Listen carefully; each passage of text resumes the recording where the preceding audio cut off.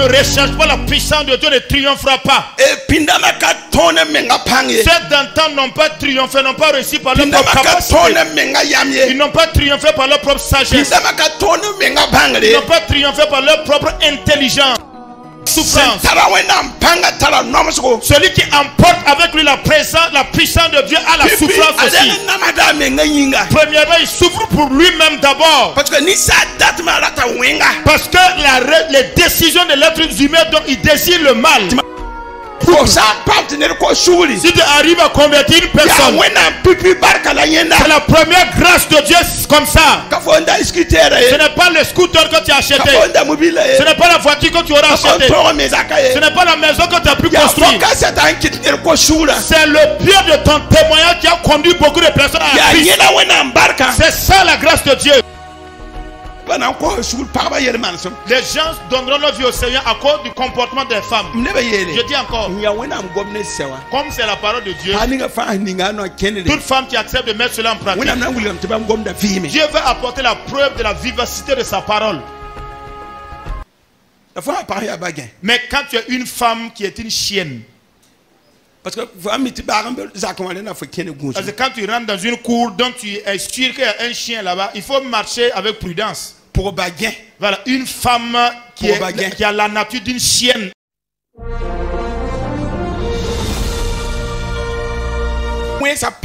Le nombre de méchants ne font que s'augmenter.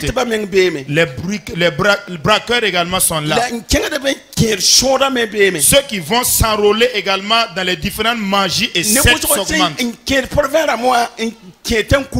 Il y a bon nombre également qui prennent d'assaut les provinces pour faire des actes avec les autres idoles.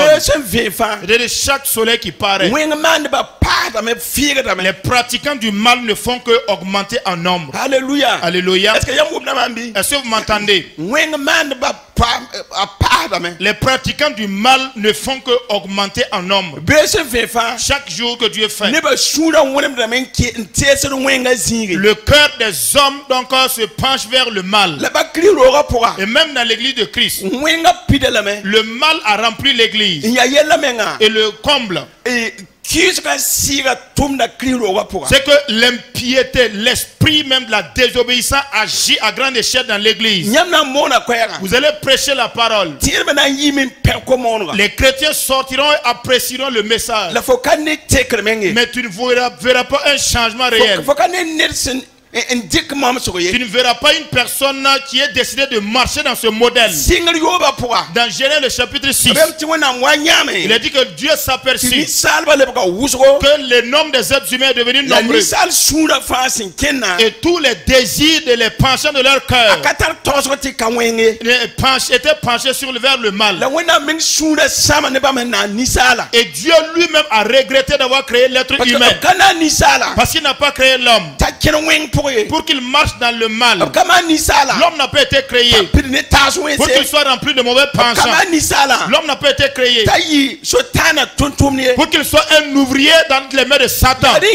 Voilà pourquoi Dieu a protégé l'accès à l'arbre de la vie. Quand Adam et Ève ont consommé le fruit de l'arbre, Dieu a envoyé sur le champ un chérubien. Il est allé protéger l'accès à l'arbre de la vie pour que l'être humain ne s'échappe pas de la main de Satan et aller prendre de l'arbre de la vie,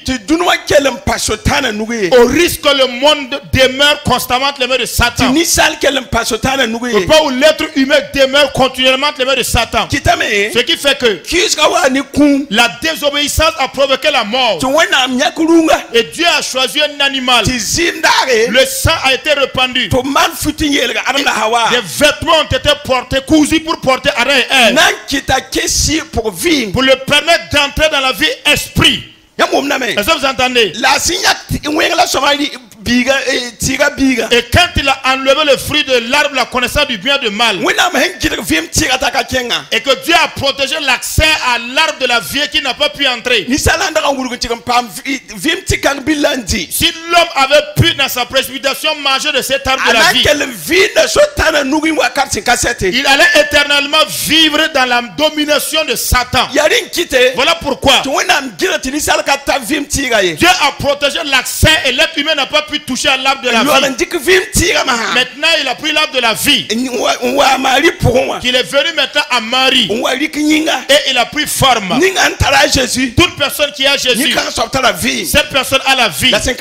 Celui qui n'a pas Jésus est toujours dans la mort. C'est pourquoi tous ceux qui n'ont pas Jésus, ils iront vers une souffrance éternelle. Et ceux qui ont Jésus iront vers la vie éternelle. Jésus n'est pas une religion. Quelqu'un a péché et la mort est venue à cause du péché. Et Dieu a envoyé le second Adam, Jésus. Quiconque croit en lui, il vivra par Dieu pour les temps de l'éternité. Celui qui rejette Jésus, celui qui a rejeté Jésus, toute personne qui se repent et qui revient à nouveau, toute personne vivant toujours dans la rébellion, la personne prend garde. Quand tu iras vers la mort, des temps de l'éternité, au lieu que Dieu avait empêché, afin que l'homme ne demeure pas continuellement l'effet de Satan, qui est l'arbre de la vie. Quand il a quitté la mort, qui ne précipite pas à aller toucher à l'arbre de la vie, au risque de rester entre les mains de Satan éternellement. Vous et moi avons échappé de cela. Depuis que nous avons compris que Jésus est devenu l'arbre de la vie, mais Jésus étant l'arbre de la vie, que vous et moi nous ne créons pas de tort, au risque de participer au même sort que les malfaiteurs. Alléluia. Écoute, vous et moi, au nom de Jésus, que le Saint-Esprit fasse un chemin pour que nous ne nous allions pas au même rang que les malfaiteurs. Nous avons été transférés des ténèbres à la lumière. Nous avons été fait sortir de la méchanceté au chemin de la justice. Que vous et moi nous prenions garde pour ne pas quitter la droiture vers la méchanceté, au risque de vivre avec Satan pour l'éternité en enfer. Obéissons à Jésus, vivons avec lui pour l'éternité dans le paradis de Dieu. Est-ce que vous me comprenez? C'est simple. Ne désobéissons pas à Dieu. Le mal a amplifié, c'est amplifié. Alors augmente également, amplifie ta bonté et ton amour envers Dieu. Alléluia. Alléluia. Je vous demande de lire dans Actes chapitre 1 verset 8. Nous verrons là quel est le modèle de vie auquel Dieu nous invite à vivre. C'est le thème de cette année. Et c'est là également le thème du Conseil général des assemblées. Donc nous devons rechercher le Saint-Esprit de tout cœur. La sison sans wayam zutu, nyam na repanga, la nyam na yimam kase damba Jérusalem. Alléluia. Mais vous recevrez une puissance, le Saint-Esprit survenant sur vous, et vous serez mes témoins à Jérusalem, dans toute la Judée, dans la Samarie, jusqu'aux confins de la terre. Dieu voudrait que vous et moi nous recevons la puissance d'en haut, afin que le monde dans lequel nous habitons, que notre vie soit un témoignage. Je vous demande de lire toujours dans Actes des Apôtres. Actes chapitre 11 a commencé à compter par le verset 19. C'est là que nous allons nous arrêter pour commencer.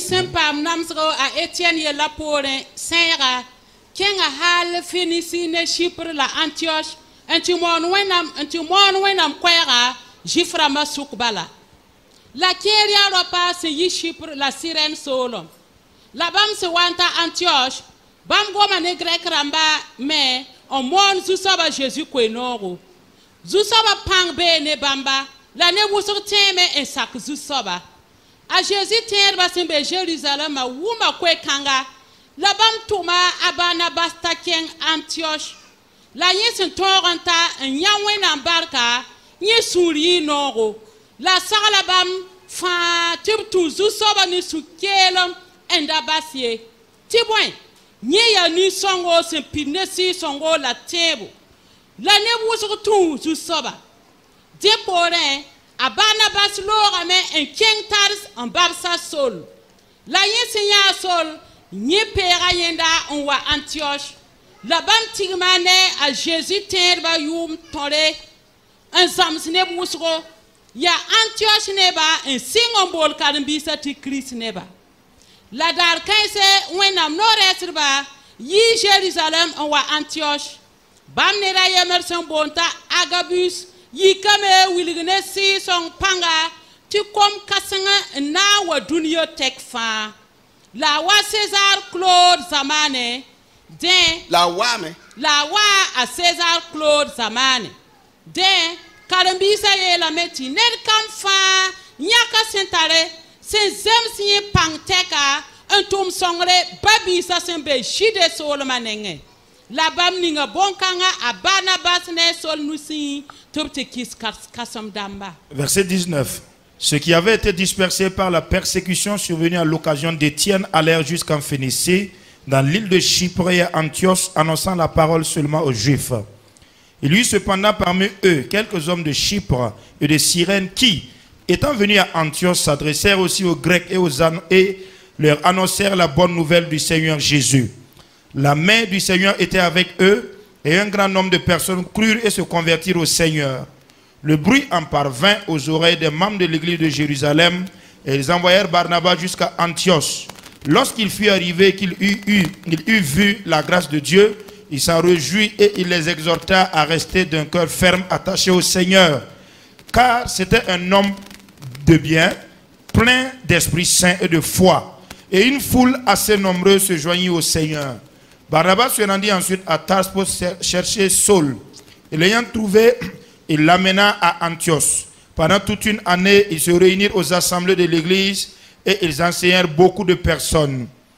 Ce fut à Antioche que pour la première fois, les disciples furent appelés chrétiens.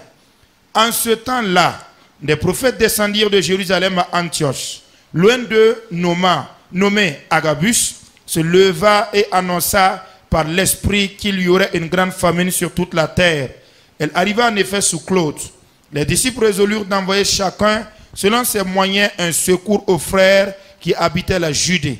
Ils le firent parvenir aux anciens par les mains de Barnabas et de Saul.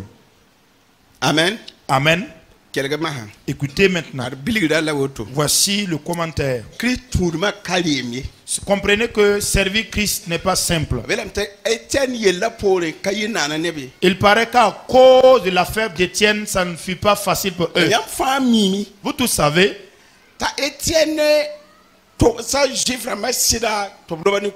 que sous la pulsion du Saint-Esprit, Étienne a annoncé la vérité aux Juifs, qui les a lapidés et qui l'ont tués. Et vous et moi qui sommes là, nous sommes témoins de la vérité.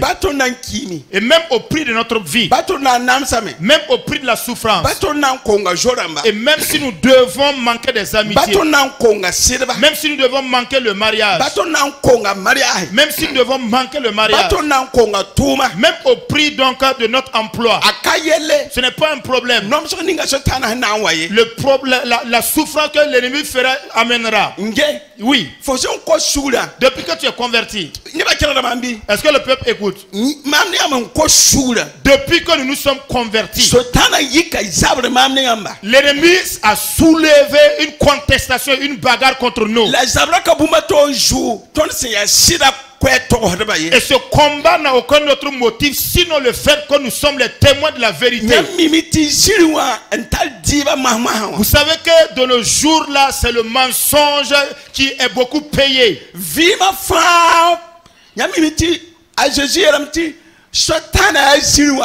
Jésus a déclaré que Satan est le père du mensonge. Et le mensonge agit vraiment comme si au-delà de la vérité. Pourtant, vous et moi avons été choisis pour être les prédicateurs de la vérité. Et en tout lieu où nous allons nous tenir pour porter le témoignage, même au prix de notre vie, nous devons dire la vérité. Le verset 19 déclare que ceux qui avaient été dispersés à cause de l'affaire d'Étienne, ils ont été dispersés jusqu'en Phénicie et à l'île de Chypre et jusqu'à Antioche. Et quand ils s'y sont allés, ils ont poursuivi en annonçant la parole de Dieu. Mais ce fut seulement parmi les Juifs qu'ils annonçaient la parole. Il dit, mais certains donc, hommes qui sont venus de Chypre ainsi que de Cyrène, et quand ils sont arrivés à Antioche, ils s'adressèrent aussi aux Grecs, leur annonçant la bonne nouvelle de Jésus-Christ. Et la main du Seigneur était avec eux. Un grand nombre de personnes se convertirent au Seigneur. La puissance, il est dit, patientez afin d'être revêtu de la puissance. Je vous le dis encore ce matin, celui qui ne recherche pas la puissance de Dieu ne triomphera pas. Ceux d'antan n'ont pas triomphé, n'ont pas réussi par leur propre capacité. Ils n'ont pas triomphé par leur propre sagesse. Ils n'ont pas triomphé par leur propre intelligence. Écoutez, il a dit que la puissance de Dieu était présente dans leur vie. La puissance était présente aussi bien que la souffrance. Celui qui emporte avec lui la puissance de Dieu a la souffrance aussi. Premièrement, il souffre pour lui-même d'abord. Parce que les décisions de l'être humain, donc il désire le mal. Pourtant, j'ai entendu la parole de Jésus qui m'interdit de faire le mal. Il y a déjà une lutte engagée dans mon intérieur à cause de cela. Paul dit dans Romains chapitre 7 au verset 14, il dit que lui lutte de cette manière. Et c'est façon de faire le bien, mais le mal est attaché à son corps. Quand je désire faire le bien, je n'arrive pas. Mais le mal est attaché à moi. Et Paul a poussé un cri. Il dit, qui me délivrera de ces liens de la mort qui m'assaillent, des liens de la mort qui m'entourent? Parce que les désirs de la chair, c'est la mort. La pratique du mal engendre la mort. Paul dit que lui ne comprend vraiment pas cela. Depuis qu'il s'est converti, lui il s'efforce à vouloir faire le bien, mais le mal est présent. Et Paul a parlé. Paul a souffert dans son corps du fait de vouloir faire le bien, de vouloir brider son corps sans commettre le péché. Cela est déjà un combat avec sa propre conscience par rapport à la parole de Jésus qu'il a entendue, et que sa chair veut se rebeller. Paul s'efforce, il traite durement son corps. Le mal l'attire. Tu dois tomber dans l'adultère. Tu dois boire l'alcool. Tu dois abandonner Jésus. Tu dois chercher des fétiches. Tu dois aller à l'enchantement. Tu dois te mettre en colère. Alors ne pardonne pas à ceux qui te persécutent. Le mal est attaché. Et Paul essaie de se tirer d'affaire. Il veut se délivrer de sa propre force. Mais un temps il a dit, tu me délivreras des liens de la mort. Et la révélation lui a été communiquée sur le champ. dit que grâce à Jésus-Christ, grâce à l'obéissance à Jésus, grâce à la révélation de Jésus, Jésus me délivrera des liens de la mort. Je m'abandonne entre les mains de Jésus. Et Seigneur, je te demande de revenir à naître et délivre-moi des liens de la mort. Paul, c'est ce qu'il a fait. Ceux-là également, quand ils sont arrivés, du point de vue physique, ils souffraient avec le peuple. On cherchait à les tuer. Ils n'étaient pas considérés. Nul ne leur donnait à manger. Nul n'avait de l'estime pour eux. Il a dit qu'à cause de la persécution d'Étienne, les gens souffraient. Il a dit qu'à cause d'Étienne, ils ont été persécutés. Et la persécution a fait en sorte qu'ils étaient dispersés. Certains sont allés à Antioche, continuant d'annoncer la parole.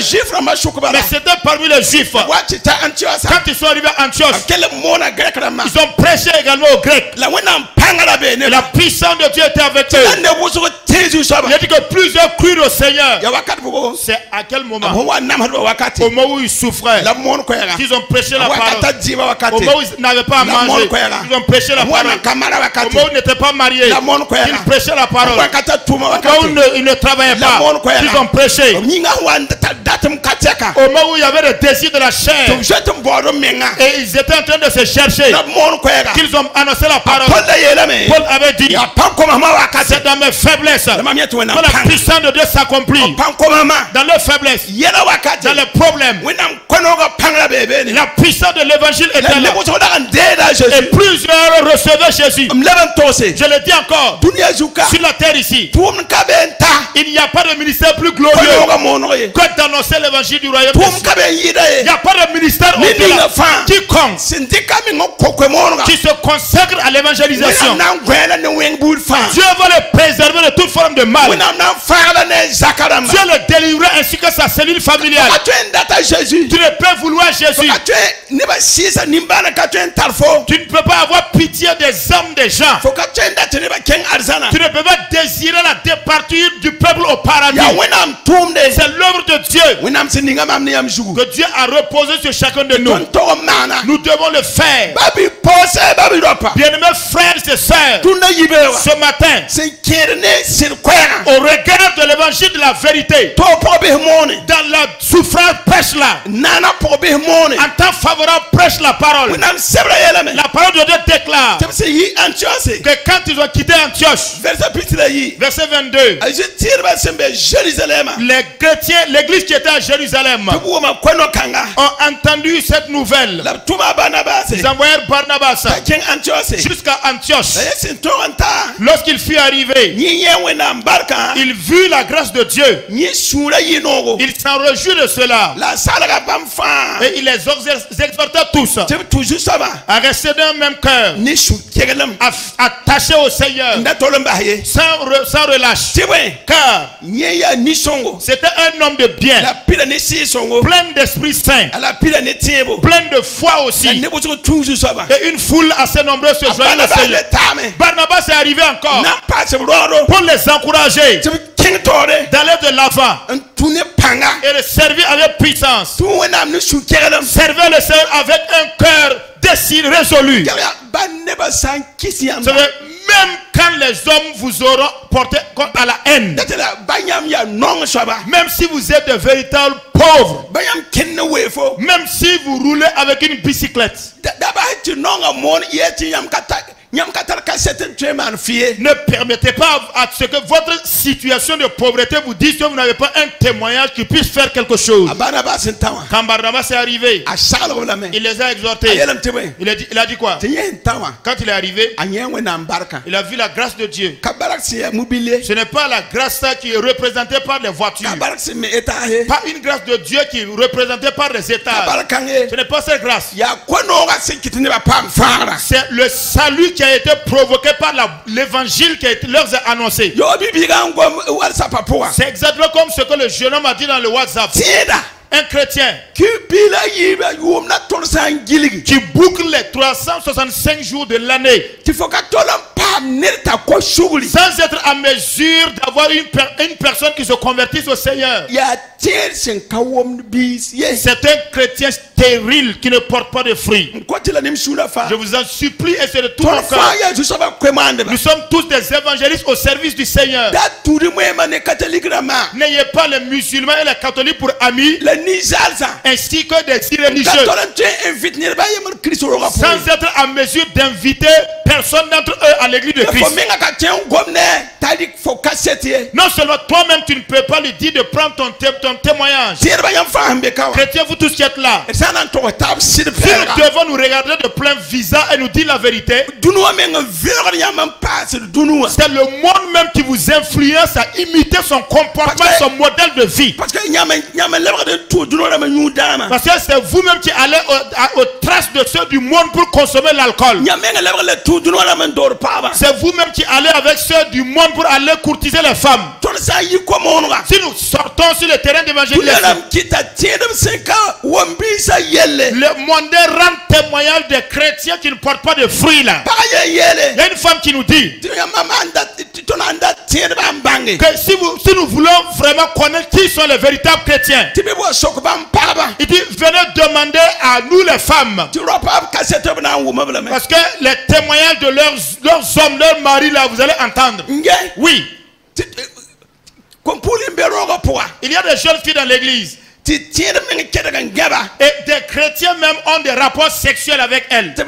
Il est dit que si nous voulons même avoir c'était le palmarès de la vie des disciples, de poser la question aux jeunes filles, vous saurez vraiment qui sont les véritables chrétiens qui sont des hommes. Et les hommes aussi disent, si vous voulez vraiment des jeunes filles qui sont des hommes de Dieu, posez la question à nous les garçons. Parce qu'ils ont fait la cour à certaines d'entre elles qui n'ont pas accepté. Ils ont fait aussi la cour à certaines personnes. Ils ont trouvé que c'était un bon prix. Tout cela sont des témoignages qui empêchent la prédication de l'évangile. Et les gens ne peuvent pas se convertir parce qu'ils ne sont pas mûrs. Ils n'ont pas la vie de Jésus en eux. Ils n'ont pas un bon témoignage rendu. Il a dit que Barnabas étant arrivé malgré la souffrance, en dépit de la pauvreté, il les a encouragés. Il vit la grâce de Dieu, mais cette grâce qui conduit au salut, toi aussi tu auras la belle grâce. S'il est vrai que tu es arrivé dans l'année qui se boucle, si tu arrives à convertir une personne, c'est la première grâce de Dieu comme ça.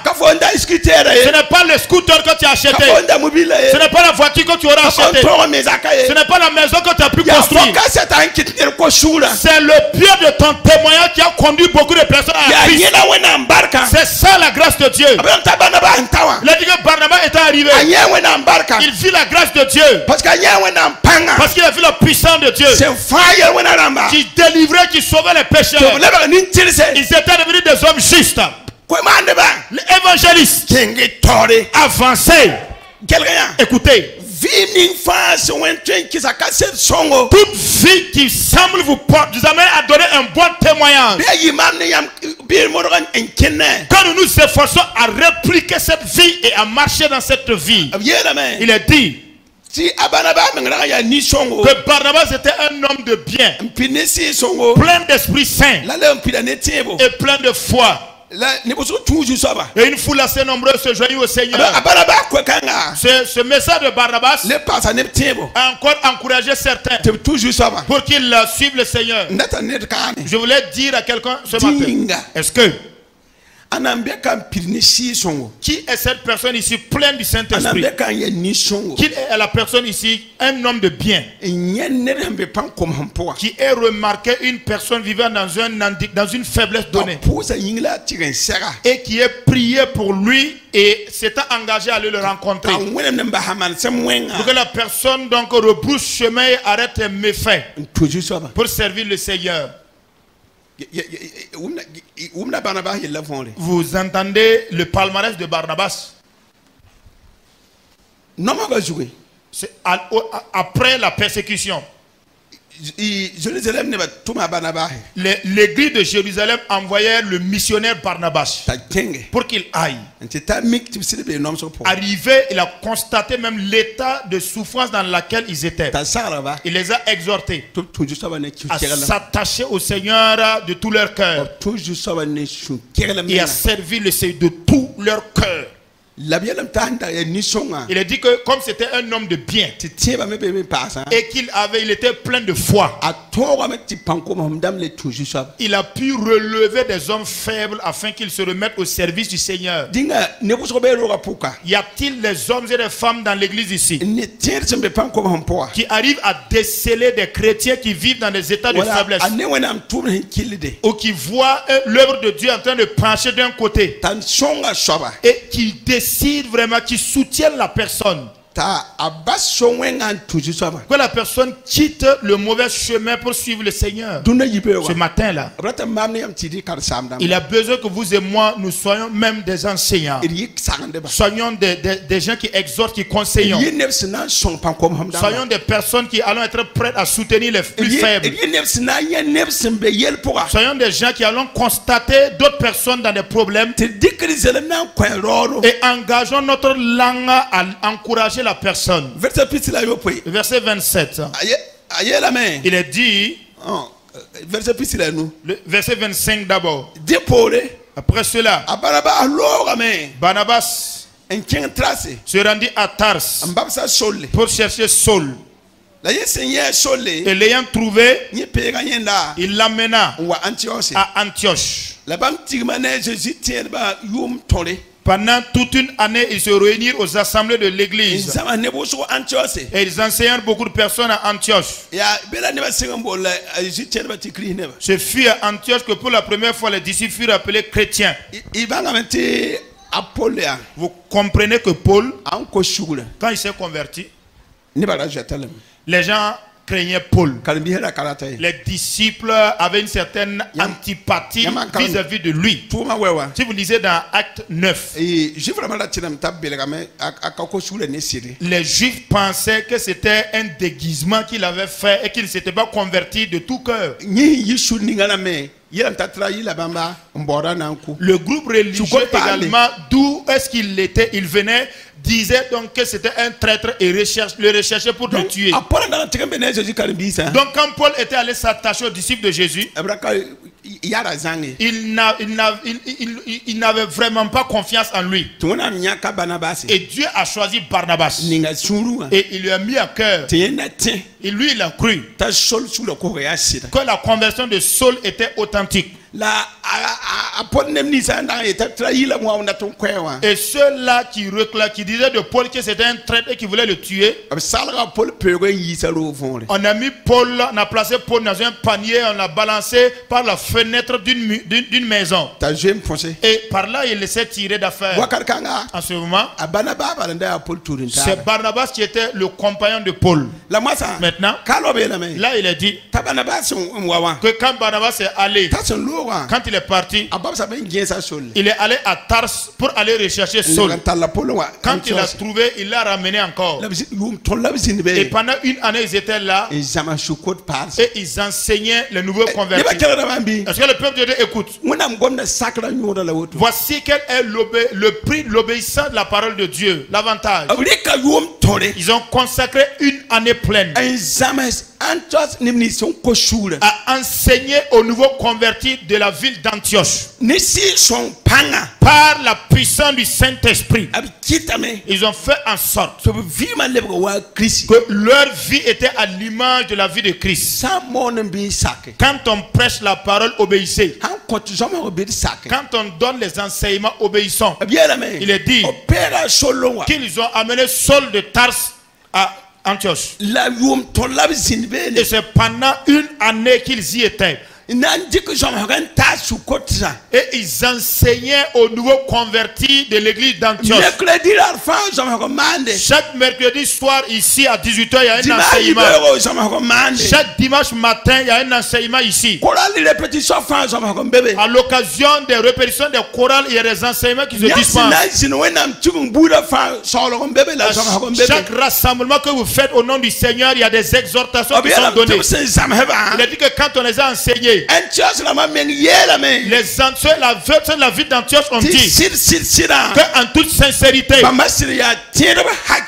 ceux-ci-là sont des chrétiens véritablement. Parce que le Saint-Esprit avait déclaré, Jésus avait d'abord annoncé à ses disciples de demeurer à Jérusalem pour chercher la puissance. Lorsqu'ils auront reçu la puissance, ils seront mes témoins à Judée, dans la Samarie, dans la Jérusalem et dans les confins du monde entier. Est-ce que vous m'entendez bien? Donc, cette puissance-là, ils l'ont déployée à Antioche où ils prêchaient la parole. Ce fut la souffrance pour eux. Ce fut un véritable mal, ce fut difficile pour eux. Mais malgré tout, ils ont prêché.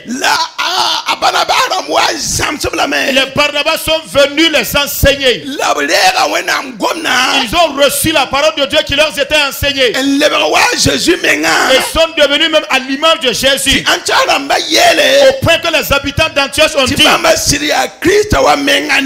que ceux-ci-là sont véritablement des partisans du Christ. Le témoignage est un évangile tout fait. Tous ceux d'Antioche qui n'ont pas reçu Jésus, eux ont témoigné. Ceux-ci-là ont une vie de mise à part. Ils sont des partisans même du Christ. Ce matin, nos voisins, notre quartier, notre église, y a-t-il quelqu'un à l'assemblée qui puisse témoigner? Celui-ci est un chrétien authentique. Est-ce que tes voisins peuvent le témoigner? Ou bien de quelle manière? Ou bien tes voisins parlent de tes querelles, de tes bagarres? Parce qu'il y a des chrétiens qui continuent de balancer des mères cons et bâtards. Il y a des chrétiens dans les quartiers. Si tu arrives dans le quartier et tu mentionnes leur nom, ils ne vont même pas te dire mot. Parce que le témoignage de ce chrétien n'est pas bon. Il n'a pas de communion avec qui que ce soit. S'en fiche pas mal de son voisin. S'en fiche même pas mal de sa famille. S'en fiche pas mal des membres de son église. Parce que leur vie dans l'église, c'est cette même vie qui se vit dans le quartier. C'est dans les lieux où on pratique le péché, il a de la renommée là-bas. Les lieux, les centres des affaires et du commerce là, on les connaît là-bas. On le connaît dans les maquis, dans les bars. Comme les membres de cette église là. On a même affecté le nom d'un bar à l'église. Parce que dans ce bar là, ce sont les membres de cette église qui vont boire. Et on a rebaptisé le nom de l'église comme du nom du bar. Là également c'est un témoignage qui est un mauvais témoignage qui ne peut empêcher quelqu'un qui peut amener personne à se convertir. Or Jésus a dit, recevez la puissance, allez partout. Vous savez mes témoins. Mais à Antioche a rendu témoignage que ceux-ci là sont les descendants du Christ. Est-ce que vous et moi ne pouvons pas faire en sorte que le quartier dans lequel nous vivons, l'église dans laquelle nous sommes, et que toute notre famille puisse déclarer que tu es un homme de Dieu authentique, choisi de Dieu? Comment arriverons-nous à rendre potable notre témoignage? Comment arriverons-nous à faire de notre vie un témoignage parlant?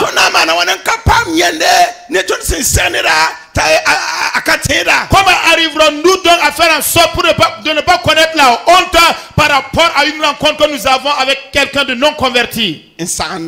Le conseil ou l'exhortation que nous faisons. Si nous obéissons comme ceux d'Antioche ont obéi, nous serons des porteurs de témoignages toute une année qu'ils y étaient. Voici ce qui suit. Il est dit qu'il y avait un prophète nommé Agabus. Lui, il est arrivé là et il annonçait une grande famine. Il est dit, verset 27. En ce temps-là, des prophètes descendus de Jérusalem à Antioche. L'un d'eux nommé Agabus se leva et annonça par l'esprit qu'il y aurait une grande famine sur toute la terre. En effet, elle arriva sous César Claude. Alors, les disciples résolurent d'envoyer en fonction de ses moyens. En fonction de ses moyens, un secours aux frères qui habitaient la Judée. Ils le firent parvenir aux anciens par les mains de Barnabas et de Saul, afin qu'ils le remettent aux ouvriers. La prophétie est sortie. Il y aurait une famine sur toute la terre. Les hommes de Dieu ont dit, demandez à chacun d'amener en fonction de ses moyens pour que nous nous préparons par rapport à la famine qui arrive. En ce moment, Barnabas et Paul, ce sont eux qui étaient les diacres. Vous entendez? Un diacre peut être un évangéliste. Un diacre peut devenir un pasteur s'il officie proprement son œuvre de diacre. Parce que les diacres sont choisis par des humains. Mais le pastorat, c'est un appel de Dieu. Voilà pourquoi Étienne, c'est un évangéliste. Philippe, un évangéliste. Les disciples les ont choisis pour qu'ils soient des diacres. La volonté de Dieu s'est faite. Étienne annonçait la parole. Et Philippe également évangéliste. Nicolas est devenu un artisan satanique. Vous entendez? Ici là, Barnabas, Saul, ils étaient les diacres dans l'église d'Antioche. Mais pourtant ils enseignaient le peuple. Il a dit que quand le prophète Agabus a prophétisé, les nouveaux convertis, même les nouveaux convertis, ils ont demandé à ce que chaque personne contribue en fonction de ses moyens. Les cotisations n'ont pas commencé ici. Quand on parle des cotisations, que personne ne se mette en colère parce que ça n'a pas commencé ici. Quand ceux-ci ont été enseignés et qu'ils ont pris l'engagement de servir Dieu, quoi qu'il fût de nouveaux convertis, Dieu a permis donc qu'ils aient un temps et qu'on les enseigne jusqu'à ce qu'ils parviennent à la maturation. Avant d'envoyer le prophète qui est arrivé les annonçant une famine sur toute la terre. Mais eux qui étaient chrétiens, et ils savaient qu'à Jérusalem et en Judée, ce sont des hommes de Dieu. Sur le champ, il y a une offrande qui a été faite, organisée. Quoique c'était des nouveaux convertis. Parce qu'ils ont compris bien le sens de l'enseignement. Ils n'ont plus besoin que quelqu'un dise quoi que ce soit. Il a dit qu'ils ont fait les offrandes et ils ont confié, remis cela entre les mains de Paul et Barnabas pour qu'ils aillent et qu'ils les remettent aux anciens. Pour qu'ils gardent là-bas, attendant le temps de la famine. Quand la famine va venir, pour que ceux de Judée ne soient pas victimes de la famine. Vous et moi, que nous obéissons. Ce que nous faisons là, nous le mettons en épargne pour demain. Il y aura un temps, comment le coronavirus qui a surpris la population du monde, il n'y avait plus de marché.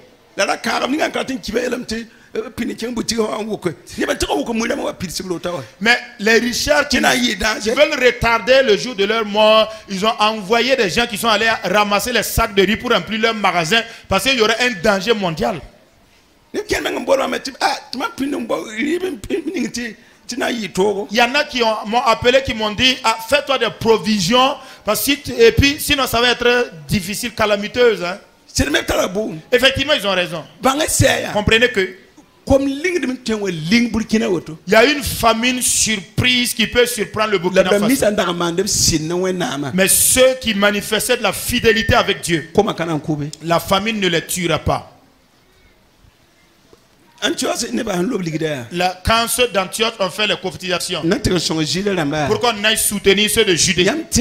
Pensez-vous que la famine n'a pas manqué de venir, mais la famine ne leur a pas visité. Ils n'étaient pas aussi vulnérables parce que ils ont semé.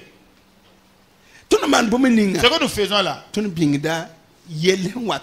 le mettons dans un compte d'épargne en attendant une situation de toute nature qui pourrait arriver. En tout cas, par l'aide de Dieu, je n'ai pas beaucoup fait. Mais je vois beaucoup de situations là où j'ai échappé belle à cause de la semence. J'ai échappé de beaucoup de situations. J'ai échappé de beaucoup de rendez-vous de mort. J'ai échappé de beaucoup de problèmes. Moi-même, je suis persuadé que c'est à cause de la semence que je fais. Même ma vie que j'ai là, je dois ma vie aux différentes prières que nous avons semées dans la vie des gens. Nous avons fait des veillées, nous avons prié pour les problèmes de certains. Nous avons prié pour des personnes. Ils sont devenus des hommes élevés et des richards aujourd'hui. Ils ne se souviennent plus de nous. Mais Dieu se souvenant de nous. Dieu nous exauce la prière. Vous entendez? Semer. Celui qui fait l'œuvre de l'intercession. Celui qui fait l'œuvre d'annoncer l'évangile. Celui-là qui exerce donc le don de libéralité. Si vous écoutez les enseignements, si vous mettez en application l'enseignement, il y aura plusieurs cataclysmes naturels. Mais Dieu fera en sorte de vous faire échapper de ces cataclysmes. Dieu fera un chemin d'échappatoire pour chacun de vous. Mais si tu ne sèmes pas, lorsque Ézéchiel était centré par rapport à son problème, il a dit à Dieu, souviens-toi, Némi, quand il était dans les problèmes, il a dit à Dieu, notre Dieu, souviens-toi. Malachi, il a dit qu'il y a un livre de souvenirs qui a été écrit par Dieu en réserve pour ces personnes qui obéissent à Dieu. Dis-moi ce matin, quelle est l'œuvre que tu as posée sur la base duquel on peut s'en souvenir, afin que lorsque surviendra un problème sur la terre, que Dieu s'appuie sur ton œuvre pour te faire échapper. On parle et les gens refusent de comprendre. Pourtant les malheurs vont s'abattre. Dieu te bénira. Toi et tes enfants. Où que seront tes enfants? Où que seront tes petits enfants? Dieu donc n'oubliera pas la bienfaisance que tu as posée. Madame Zirouema qui est décédée, on a rendu le témoignage que quand elle était à Lumbila, dans l'église on a rendu le témoignage qu'on ne peut jamais la voir en disant qu'elle a eu un problème avec quelqu'un. Sa vie, elle l'a engagée pour Dieu. Et toute personne qui était triste, c'est une dame qui va venir la consoler. Ses petits enfants ont dit que lorsqu'elle est en train de passer, qu'elle nous revoit, son visage défiguré, elle ferait de son mieux pour t'amener à rire. C'est une femme de père. Elle peut faire en sorte que ton visage qui était triste là, comme il y avait un goumé dans sa cour, elle peut créer un cantique sur le champ. Seulement dans le but de faire partie donc ta tristesse. C'est des gens qui ne voient, des gens qui ne regardent pas le visage des autres. Il dit que quand elle regarde, si la présence de Dieu n'y est pas, elle fera de son mieux pour que la présence de Dieu vienne. C'est une personne miséricordieuse. Elle a accepté de travailler avec son talent. Son talent, elle a travaillé avec, au point qu'elle était malade et elle continuait de chanter. jusqu'à ce qu'elle n'ait pas perdu la voix. Elle est allée mourir avec sa voix. Et elle a loué Dieu. Mais au moment de la maladie, tous ceux qui vont la rendre visite, c'est elle-même qui prie pour ceux qui viennent la visiter. C'est elle-même qui encourage ceux qui viennent.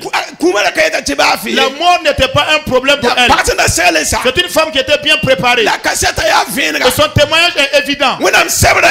La parole de Dieu dit: vous serez mes témoins dans la Jérusalem, dans la Judée, dans la Samarie, jusqu'à la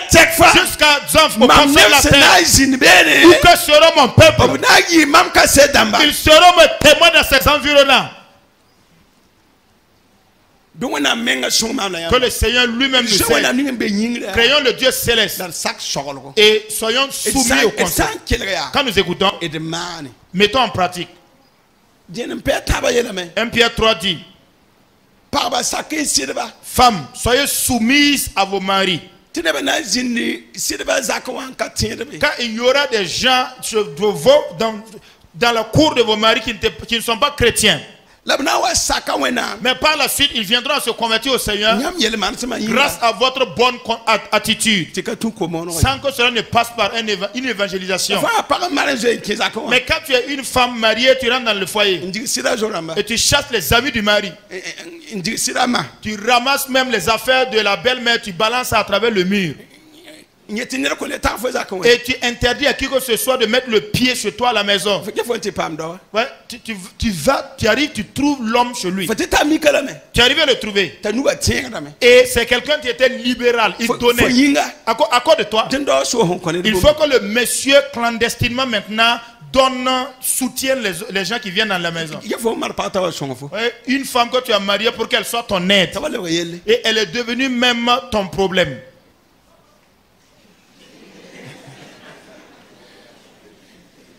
Est-ce que vous m'entendez? Me comprenez très bien. Dans 1 Pierre 3, nous y sommes. Les gens donneront leur vie au Seigneur à cause du comportement des femmes. Je dis encore, comme c'est la parole de Dieu, toute femme qui accepte de mettre cela en pratique, Dieu veut apporter la preuve de la vivacité de sa parole. Mais quand tu es une femme qui est une chienne, parce que quand tu rentres dans une cour dont tu es sûr qu'il y a un chien là-bas, il faut marcher avec prudence. Voilà, une femme qui a la nature d'une chienne enragée. Ça, on ne peut pas accueillir un visiteur. Voilà, on cache la nourriture, le taux et les plats de riz là, on met ça sous les tables et les lits. Et on apprend également des mauvais comportements aux enfants.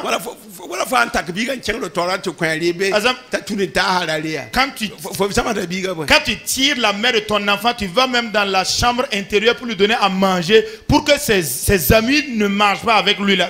Qu'est-ce que tu es en train d'enseigner à ton enfant? Ce sont les polygames même qui faisaient ça. Au village là, c'est comme ça. On le tire avec la natte là et on enferme l'enfant là-bas. Et les autres sont en train de jouer. L'enfant finit de manger, il sort présenter le spectacle de son ventre maintenant à ses camarades. Lui aussi grandissant, lui aussi il va adopter ce comportement. Maman me faisait comme ça aussi. Ma grand-mère me faisait comme ça aussi. Donc l'esprit est venu louer domicile chez moi aussi. N'agissons pas de la sorte. Soyons des femmes qui allons être des porteurs de témoignages pour que ceux ou celles qui ne connaissent pas Dieu, ils viendront à obéir au Seigneur sans que cela ne passe par un évangile tout fait. Et on parle du témoignage rendu. Le témoignage. Le Saint-Esprit dit: sois mon témoin. Ceux d'Antioche, le témoin était bon. Que le Seigneur t'aide afin que ton témoin aussi soit bon. Afin qu'à tous les où nous sommes, que ce soit au service, que ce soit dans le quartier, ou alors en famille, ou dans l'église, que ton témoignage permette à quelqu'un de se convertir. Que ton comportement amène de conversion. Que l'année ne se boucle pas. sans que ta bonté ne soit pas un facteur de salut pour quelqu'un. Ananias Barnabas était un homme de bien et plein du Saint-Esprit et plein de foi, et il a exhorté les hommes et les gens ont servi le Seigneur. Que la grâce du Seigneur soit sur vous. Que le Seigneur nous aide, vous et moi. Le Seigneur aidant, nous allons poursuivre le mercredi soir. Ceux qui veulent venir le mercredi, nous allons connecter cela. Je vous le dis encore. Le monde avance dans un mal terrible. Vous et moi, nous pouvons pratiquer le bien pour résister au mal. Vous et moi pouvons vivre au milieu de ces hommes-là et être justes. Vous et moi pouvons au milieu, dans un monde totalement dépravé, compter sur Dieu. Vous et moi pouvons au milieu des sorciers obéir à Dieu, plus que même les actions de la sorcellerie. Je le dis encore, que tu sois pauvre ou riche, reconnais que Dieu est avec la personne dont le cœur tout entier l'aime. La grâce de Dieu est aussi présente au même titre dans la vie du Richard comme dans la vie du pauvre. La grâce de Dieu, c'est lorsque nous avons un bon témoignage qui puisse amener une personne à être sauvée. Recherchez ma justice et mon royaume et le reste vous sera donné par-dessus et basé sur ces éléments. Si vous recherchez, vous et moi, ce que la justice de Dieu soit implantée, tout ce que nous recherchons va venir de facto. C'est Matthieu le chapitre 6 et le verset 33 qui déclare cela. Tout ce que nous allons, quand nous allons chercher la justice, le reste va s'activer et venir automatiquement vers nous. Que le Saint-Esprit nous donne à vous et à moi l'esprit d'obéissance. Que le Saint-Esprit nous révèle, vous et moi, à comprendre le sens de sa parole. Que la même puissance de Dieu qui était à Antioche demeure au milieu de nous afin que nous obéissions à la parole de Dieu. Que le Saint-Esprit de Dieu nous aide à écouter et à obéir, afin que la grâce de Dieu descende sur nous comme la pluie. Que le Seigneur nous aide afin que nous ayons la victoire par rapport au temps qui nous reste à vivre. Au nom de Christ Jésus.